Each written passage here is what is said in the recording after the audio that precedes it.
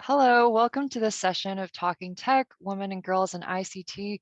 My name is Cecilia Peng, and today I'm delighted to be in conversation with Megan Roberts, the Director of Policy Planning at the United Nations Foundation. This series, Talking Tech, celebrates girls and women in tech and is being recorded around the world. Launched on Girls in ICT Day 2020 and continuing as an ongoing project for Girls in ICT Day 2023, Girls in ICT Day is an international day marked on the fourth Thursday of each April, with the objective to create a global environment that encourages young women to consider studies and careers in the field of ICT, also known as Information and Communication Technologies.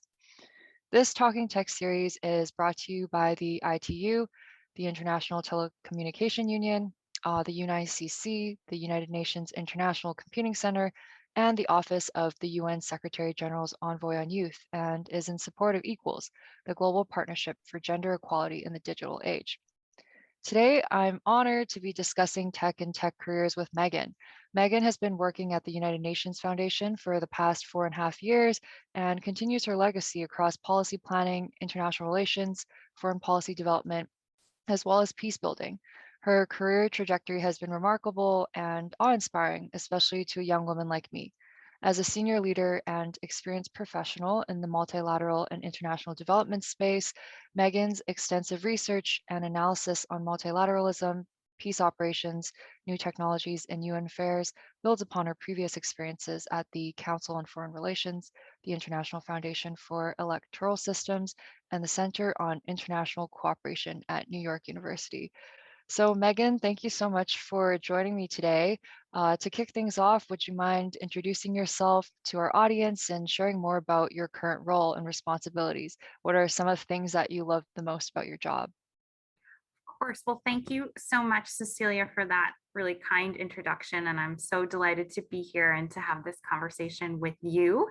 As you mentioned, I'm Megan Roberts, Director of Policy Planning at the United Nations Foundation, where I lead on the foundation's work around its policy priorities and policy planning, and also lead on the organization's work on digital and tech policy. And that means that I have the opportunity to work closely with colleagues across the UN on a growing body of work focused on both the opportunities and the challenges of international cooperation in the 21st century across a range of issues, but really with a strong focus on digital and new technologies. And what do I love about my job? I mean, I'm really lucky to get to work with creative, smart, and dedicated people at the United Nations Foundation, but also across the UN and across a really wide network of engaged and exciting partners around the world. And it feels like I get to work on some of the most interesting and challenging questions of our time. We're in a moment that really demands, new thinking and new approaches to shared challenges, and that is sort of my job. So it's very exciting. um, Yeah. and Cecilia, I'd love to ask you if you could introduce yourself and speak a little bit about some of your incredibly impressive career and role. For sure. I'd love to. And I just wanted to say that it sounds so exciting, the fact that you're able to work with so many different people from different backgrounds, but also just working at the intersection of work that you do, people bringing their own learning experiences and their technical and like policy background. So that sounds like the dream job for sure. Um, yeah, as a brief introduction to myself, I recently graduated from a master's in political and science and government. And I like to see that as an extension of a lot of my interests and pursuits since high school and throughout undergrad. I was really interested in volunteering, and that's something I still maintain today.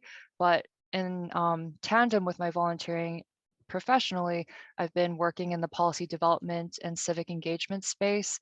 And so much of my background is focused in policy analysis as well, and then also research. And I've had really just a fortunate opportunity to have worked in the nonprofit, private, public, and academic sectors. And it's really just been driven by this passion, I would say, about understanding how people engage in their communities and working with other youth to enhance civic engagement. During my master's, I was particularly interested in this question of how does technology and how do ICTs affect civic and political participation in our societies?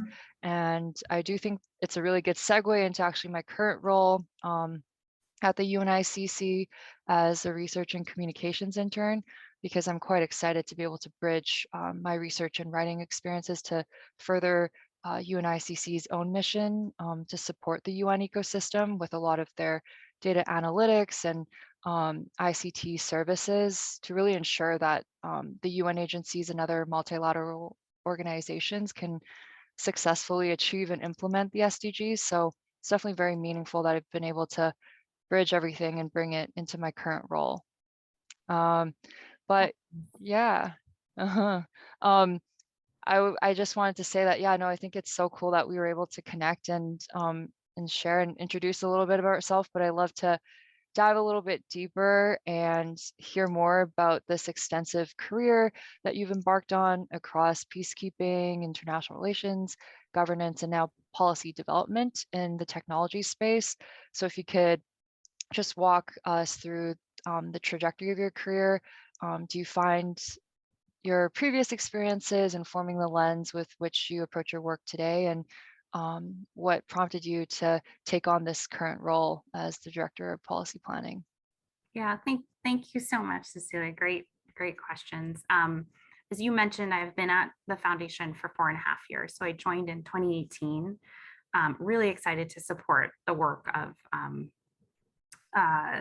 of UNF and its mission, which is really to advance UN causes and to support the UN, including around technologies. And the timing turned out to be great because it was just as the UN was embarking on a really serious set of work about the role of digital technologies in our lives and in our societies, and really thinking about and framing out what digital cooperation means.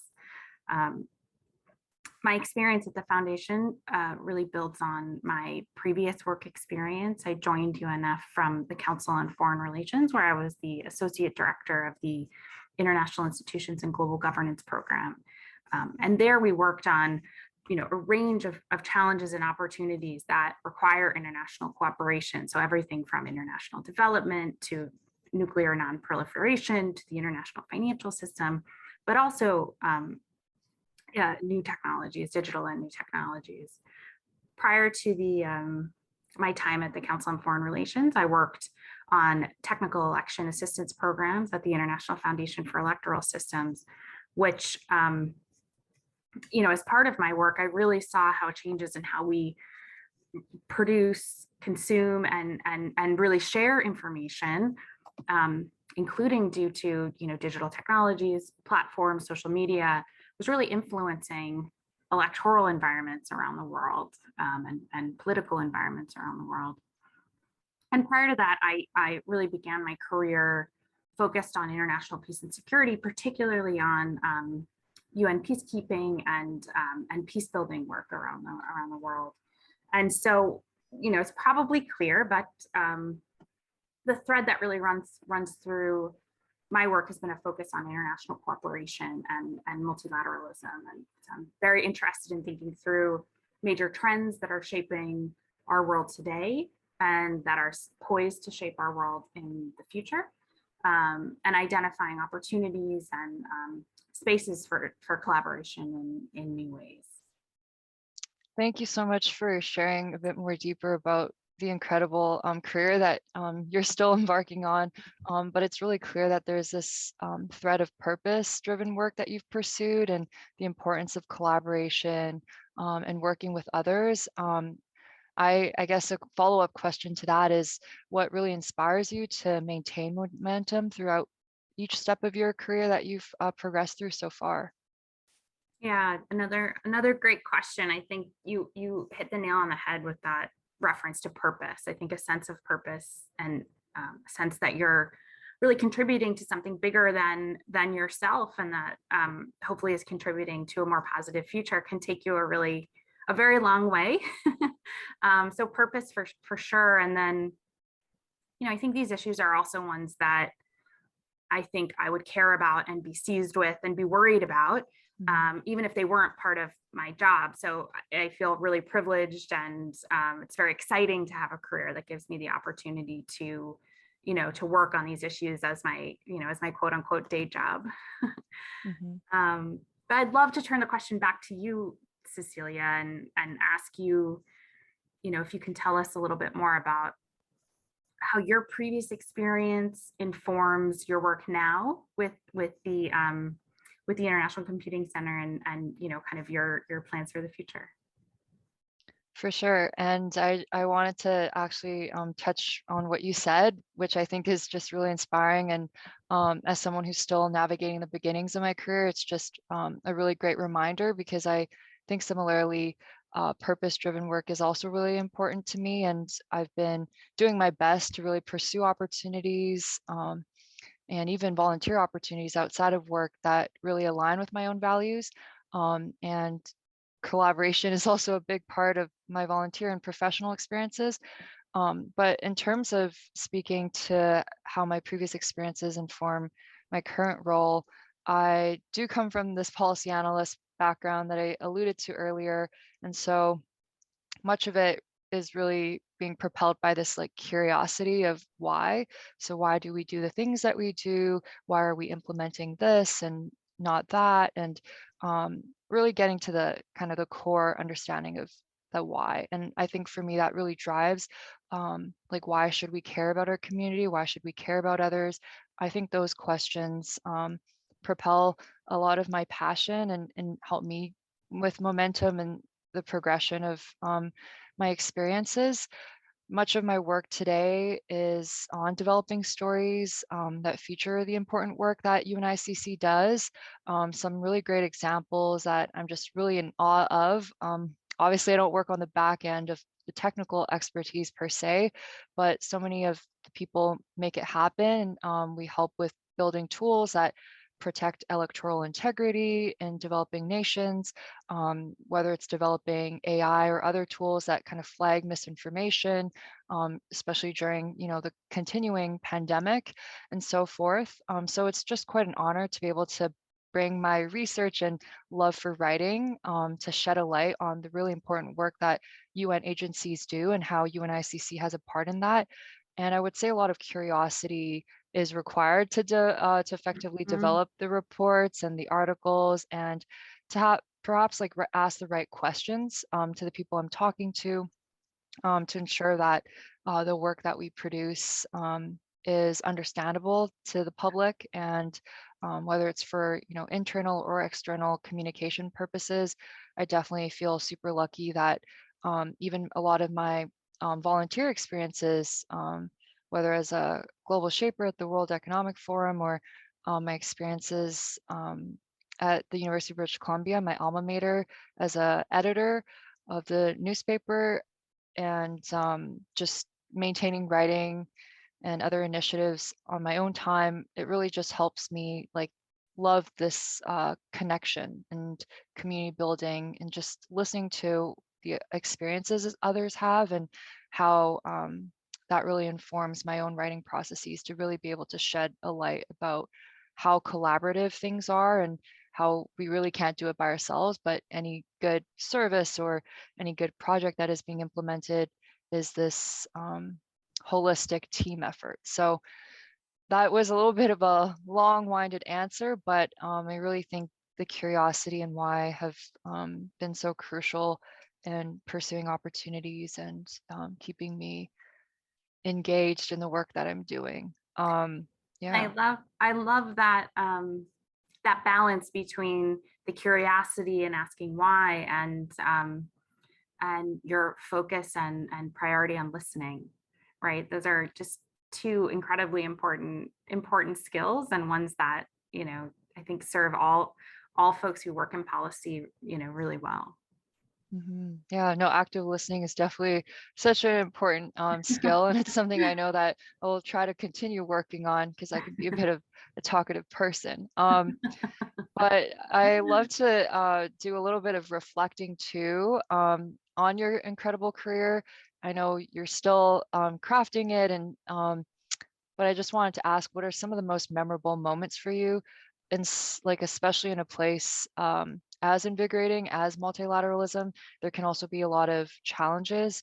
So how do you deal with setbacks or perhaps not reaching a goal when so many of the commitments in the space can be so personally meaningful and important? Yeah, I mean, such a great question. So in terms of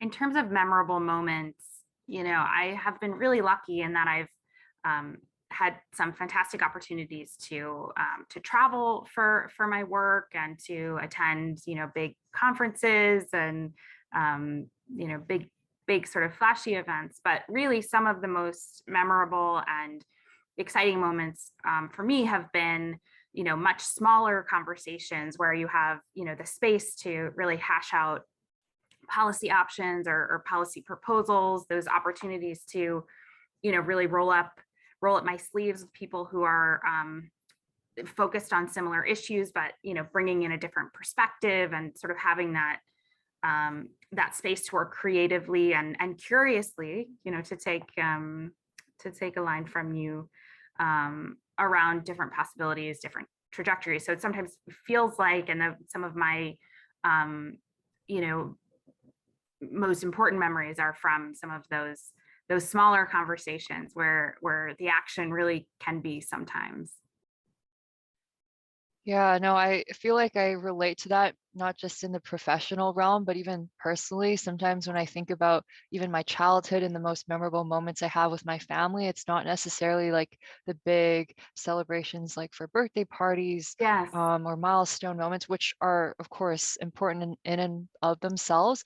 But even it's just like spending time with them, the really day to day. And I really think that those moments are so indicative of the commitment people put into relationships and also the time that you're growing and learning from one another.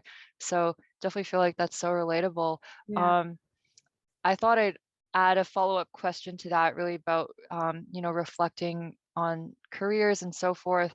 As a young person, quite passionate about working in areas that serve communities and also the space that you work in that really primarily focuses on local and global impact. I'd love to learn from you if you've had any advice about how you balance this urgency to tackle global issues, yet also nurturing that patience to develop sustainable long-term change that often takes more time and is more incremental.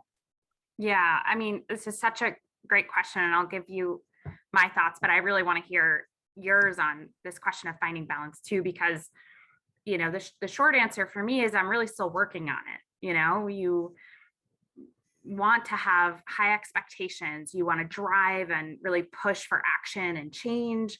It feels like we are living in a moment of just absolutely urgent interlocking crises and massive change, and I think when we think about the digital and emerging and new technology area, massive changes across, these developments of new technologies are really enabling massive change across almost all aspects of society. And it can be frustrating, when you feel like you're working really hard and there's a lack of momentum, or there's just, sort of too many crises that are all connected to one another, and it can be really hard to get traction on individual issues. But I think through experience, I've watched really well intentioned but unsustainable efforts fall apart because the focus has just been on, we need to do something right now. We need to do Mhm. something. And those efforts not really having the foundations that they need in order to achieve the change and the results that they're looking to achieve in the world. And I've also realized that sometimes when you're in the thick of something, and when you're really working hard on a complex question or issue, it can be hard for me at least to lift up and to see the progress, those incremental changes that can really add up to something meaningful.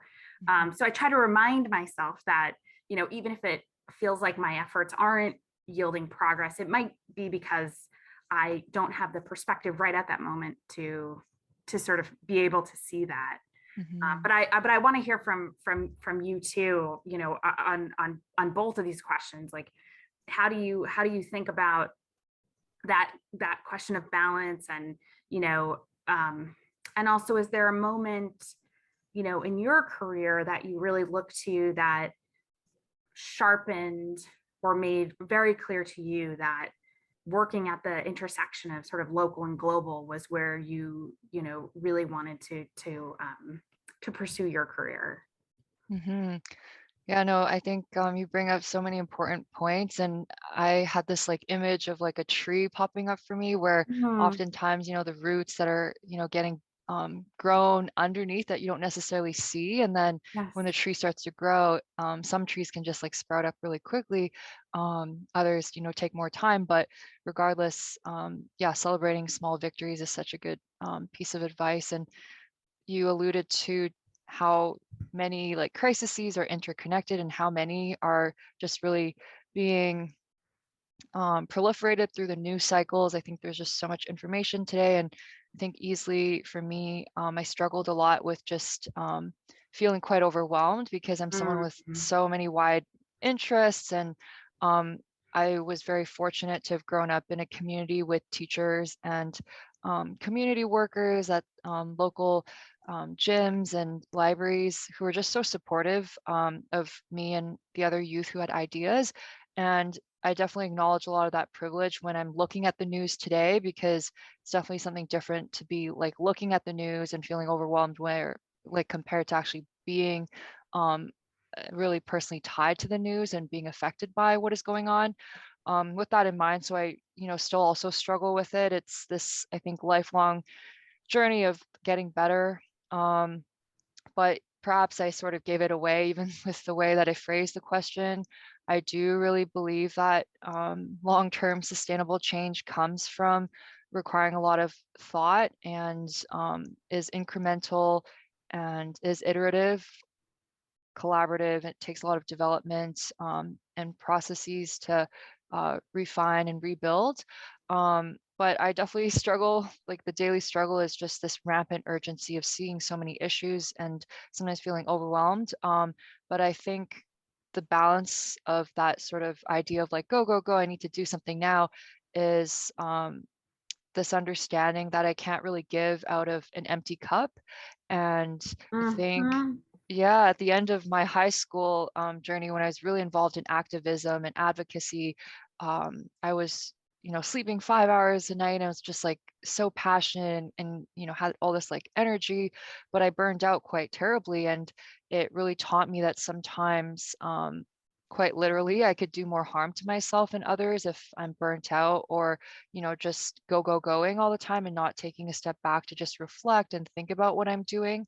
Um, and so I think that burnout personal experience really was able to teach me an important life lesson about this balance. And even something I do now is just being really mindful about tempering my passions, just not only because it's necessary for my own personal life, but I think it's also very fundamental to the long-term changes that I hope I can work towards with others. And so just ensuring that I'm taking care of myself and also being mindful of taking care of others, especially in a space like the one that we work in. I do hear a lot of fellow colleagues and even friends feeling burnt out from time to time. So just being reminded that we're all in this together. And when I do feel more energized and have more bandwidth to take on more things, like saying yes to, just help out my teammates or colleagues to ensure that, if they're going through a lot, they're not necessarily getting to that point of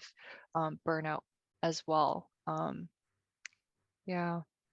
Um, I know I sort of delved into a little bit more of the personal side of things, and I'd love to segue into a little bit more of the personal side of aspects of your career too, just because this field continues to grow, especially at the intersection of technology and policy. It's still quite nascent, but I was just curious, who has been a role model for you in this industry? There's someone you like looked up to when you started out, and even being a role model for a lot of young women, including me, with your leadership. Do you happen to have any advice that you'd love to share? Yeah, well, thank you for that. And on the question of role models, I mean, it's so hard to pick one person. As you said, this is still a young space. But I feel so lucky to be surrounded by really brilliant people who are working at the intersection of technology and policy. I think it attracts, just some of the smartest and most sophisticated thinkers, and who are regularly pushing me to really stretch and strengthen my own perspective. And that is incredibly inspiring to feel like you have that in surround sound. I love learning about women who were real pioneers in technology at times when, this was not a space. There was not space in this space for women. So women like Ada Lovelace, like Katherine Johnston, for instance, women who, really actually changed the world and the trajectory of humanity. But I've also learned so much from someone closer to home. My mom was the first woman that I knew who knew how to code. And so that I think has really influenced, my sense of the space. And then I'll also just say I'm so incredibly inspired by young women in the tech policy space like you, from whom I'm just really regularly learning so much. And in terms of career advice, I would start by saying always work with integrity. Don't do things that don't align with your internal compass, and trust that compass. I'd also say think creatively. I mean, we've talked a couple of times in this conversation about the fact that this is a young field, that comparatively this is a space that's growing, it's changing rapidly, and there are real opportunities to build and shape the role that you want and where you see the need. And so I think there are real opportunities to identify and create new roles. There are real opportunities to tackle challenges from different angles. So bringing that sense of creativity even to what your role is, and probably obvious, but network. Ask people for coffee, make time to attend meetings and events. You have the opportunity to just learn so much from the experience of other people, and in a space that's changing rapidly, it's invaluable to know lots of people who are working on different aspects of tech policy. So that's how I would answer both sides of that question. But I want to hear your thoughts on this, on your, who do you look to as a role model, who inspires you, and what advice would you give? Because you have an incredible CV already, an incredible set of professional experience. So I'd love to hear your advice too. Yeah, no, thank you, Megan, for giving me the opportunity to share as well. I just wanted to say, first of all, thanks for that story about your mom. That's so incredible. And even just thinking about the past decades of how much progress has been made for women. And obviously, there's still so much more room for improvement, but it's just quite insane to think about it. And I know still, like, even thinking about my friends who are in engineering or more technical sides of tech, they do feel like one of the few, but that is changing. And I think one of the good things about this like series too is really about shedding a light of how women can be involved in other aspects of tech and Absolutely. just the technical sides of tech too. But yeah, I think in terms of the role model question for me, it's very similar to yours, is in the sense of I can't just choose one. But just reflecting on the past few years, and much of it has been spent in school. And I have really been very lucky to have had incredible teachers and professors, specifically in this like space, like Dr. Samantha Bradshaw and even Katharina O'Donnell, who I recently worked with, both of them, and they work specifically in the academic sector, so it is tangentially related because a lot of their research does focus on ICT, but more of from a social science and academia angle, and even my professor Anna Yurkovics. But I think all of them champion the values of integrity, which is something you alluded to in terms of advice. And They remind me of just how important it is to empower people and like provide encouraging words of support, just because they have really gone out of their way to provide me opportunities or introduce me to connections. And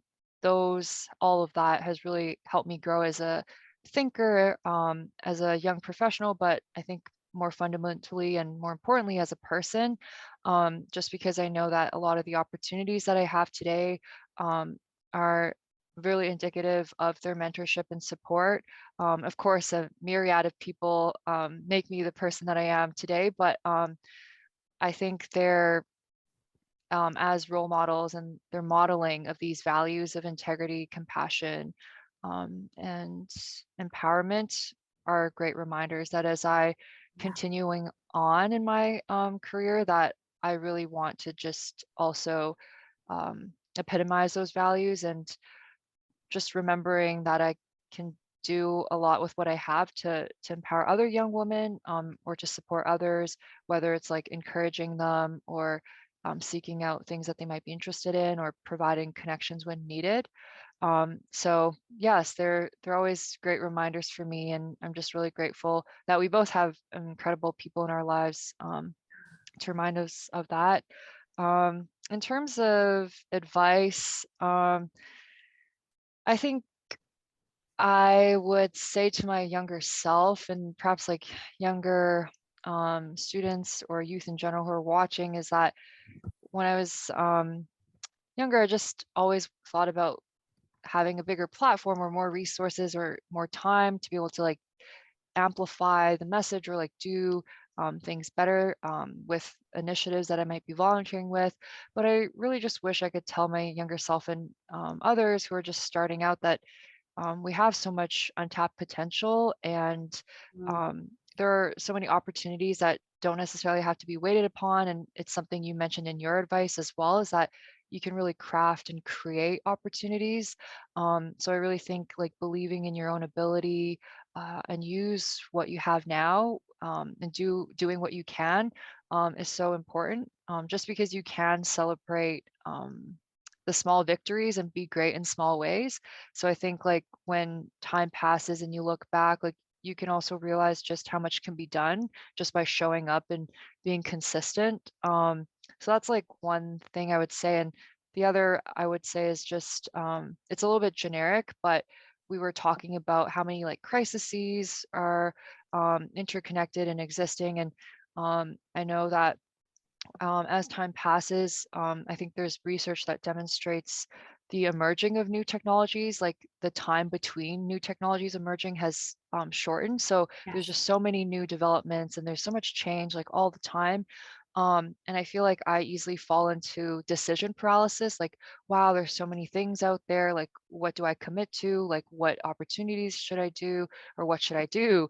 And I've certainly struggled and overthought. I'm definitely an overthinker. Um, but Me too. yeah, yeah, I think maybe that by nature, the policy space, we got to overthink.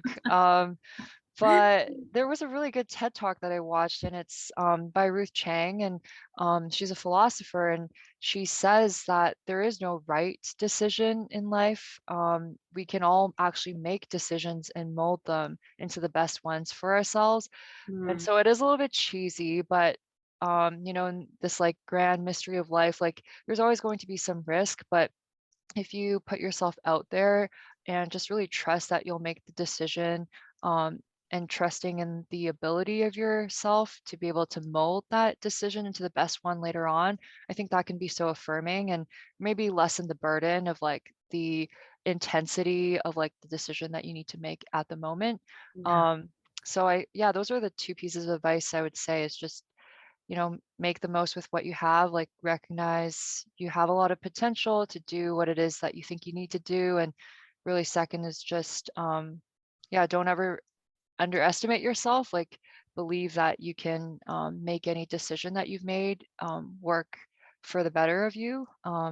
So yeah, those would be the two pieces of advice that I would share. And those feel like they're incredible pieces of advice for people at any point in their career. Yeah, no, I think yeah, the decision paralysis, I think there was another study or something about how many people struggle with it just because there's so Uh, many choices now, like even when you're going down like the grocery aisle and like so many right. more options for the brands you choose to buy and all these kind of things.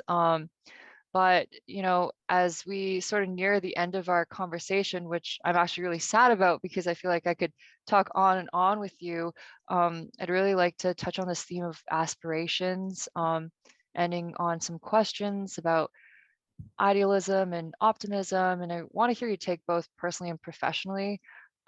Given that we work in this space from a perspective of policy governance and international relations, there is this perhaps inherent idealism and belief in humanity's potential to innovate and collaborate.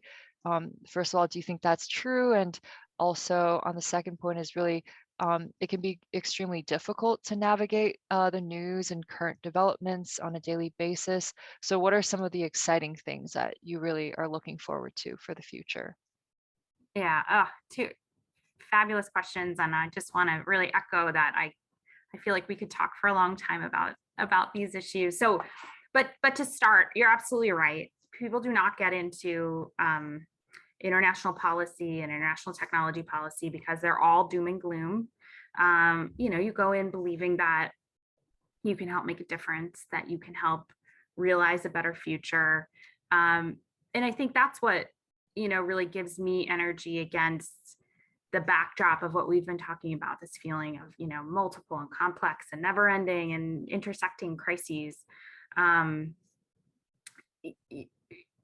Having that, sort of inherent optimism, I think really helps. And I spoke earlier about how these also feel like some of the most important but also really interesting questions of our time. And um, just reflecting on working on some of the issues around technology policy, with the United Nations, in the United Nations, um, is incredibly exciting because you're thinking about a very fast moving space. As you said, Cecilia, there, the space between the development of new technologies is shrinking. And it feels like we're learning about a new capacity every day. Mhm.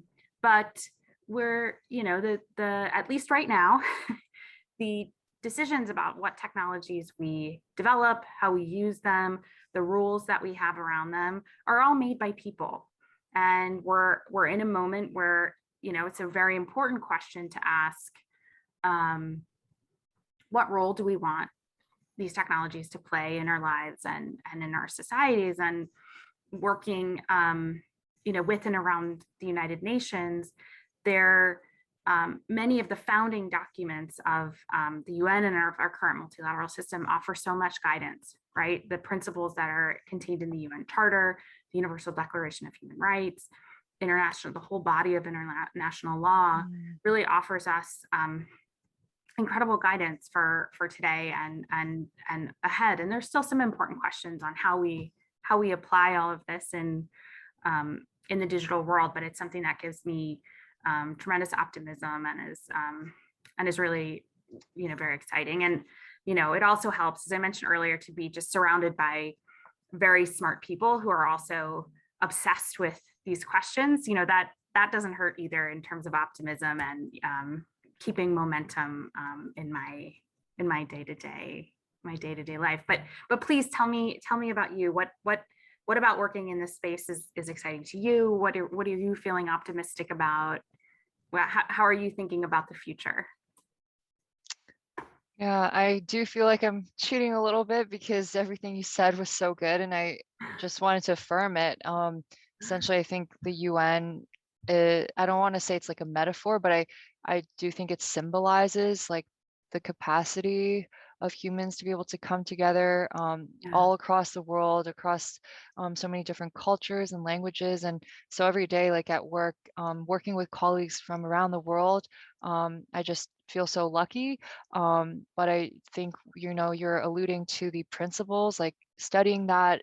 During my master's degree, I took a internet governance and policy course actually at Columbia, and we really dived into the guiding principles. And Actually, my first time in New York City 5 years ago, I came to a UN Youth Assembly, and it was Oh, my first time at the UN. And so I bought this like postcard at the UN gift shop, and it has all the guiding principles there. And so it's something that I have near my desk and I'm reminded of. But I really just think that indeed it can be easy to be discouraged sometimes about the state of global and current affairs. And it can be a lot, but I do feel like with any crisis in history, obviously not to diminish any of the suffering that humanity goes through, because there can really be an illustration of how dark and how much suffering people can go through. But I do always see the balance of people stepping up and just how human kindness and light can seep in during the darkest moments. So I think just with all the double-edged implications that technology brings, even just this space of emerging technology policy is something to be so optimistic about just because of this ground for potential collaboration and diversity of thought. You mentioned like you enjoy really working with smart colleagues, and I just think it's so nice to be able to be reminded by my own colleagues who come from different professional backgrounds, whether it's in policy or more of like the technical side of technology. There's a lot of power in that intersection of yeah. technology and policy. And so just seeing their passion and inherent joy to be doing the work that they're doing also brings me a lot of joy. But ultimately, yeah, I do think this intersection of space is super fun to be working in, just because the creativity for thought, it's just a really lots of opportunities there. And even in terms of diversity and justice, like having different opinions and ways of knowing being brought to the table is something that I'm super excited about. So all in all, I'm glad that we both have things we're looking forward to and ending on a bit of a happier note. But I just wanted to quickly just say thank you so much for taking the time today, Megan, to share about your career, your advice, and provide all this information, not just for me. It will definitely help me, but I know that it's going to help a lot of other young women and our audience members who are watching that are interested in technology policy and in this space. So this really wraps up our session and our conversation for Talking Tech Women and Girls in ICT. So thank you so much again, and to all the viewers who are watching.